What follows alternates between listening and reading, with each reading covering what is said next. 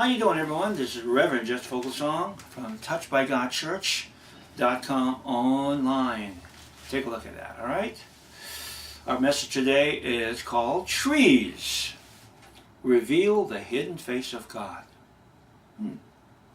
Now, God reveals His hidden face, His character, and ways in a variety of forms.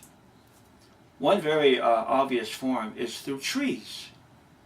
And of course, there are a million variety of and shapes of trees.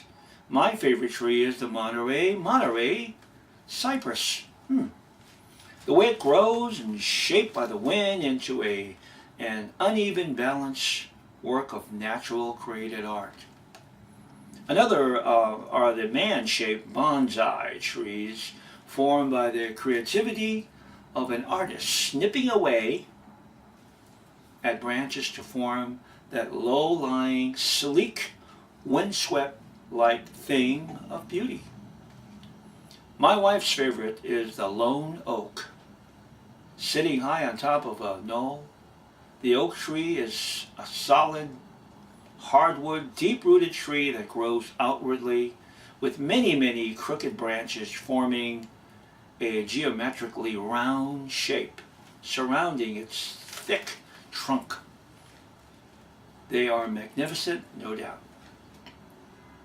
Quite opposite is the majestic redwood trees. They are tall, straight, with branches that are evenly spaced and perfectly staggered from bottom to top. They are an example of a perfect tree. They are evergreen, never losing its leaves and color annually. They are some of the oldest trees on earth, living hundreds of years. And I believe there's a couple of them there over 1,000 years. And to top it off, they even have the ability to clone themselves by providing seedlings near their trunk base, assuring an exact copy of itself. Therefore, like father tree, like son tree. Like God, like Father, like Christ, His Son. You see the Son, you see the Father. The character of God built into to life itself, into trees. Well, what is God illustrating to us? I suggest to you that God creates and forms every object, whether animate or inanimate, in our universe as an illustration or sign of His character, His plan, as well as His purposes. When I look at the oak tree, its disorganized, wildly crooked shape, I think of a fallen universe, an imperfect but still growing and living entity. There is light, but it has been hampered, tainted, impeded. Have you ever gazed at an oak tree in the winter months without its leaves? It looks like an ugly, even ghostly, spooky, crooked tree, and one wonders, why did God create such a tree? When I look at a tall, magnificent redwood, I think of beauty, of majesty, of power, of perfection, of symmetry, of serenity, of pristine glory, and so much more. I think of everlasting life. The oak tree has roots that go deep into the earth. Therefore, it is tied to this realm, this earth.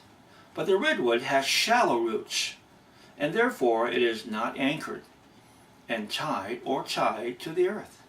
Symbolically, theologically, the entire creation of the redwood tree seems to be that it is pointing its way home, heaven, like a rocket ship ready to blast off, illustrating that God's people are also on their way home, home to the Father, to an everlasting, peaceful life. So the next time you're out driving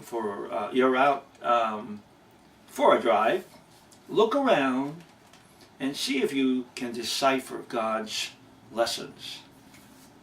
His illustrations and signs are everywhere. Look at the oak tree and then look at the magnificent redwood. You will be astounded and astonished.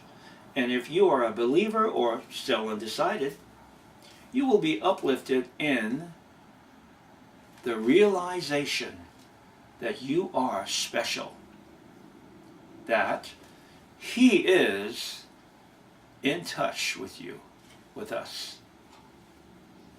We are indeed touched by God. Take a look at those trees. They're all beautiful. Take a look at life. You can see His character in everything. All right, we'll stop there. And we'll say so long for now. This is Reverend Jess Foglesong from touchedbygodchurch.com, and we are online. God's blessing to you and yours today.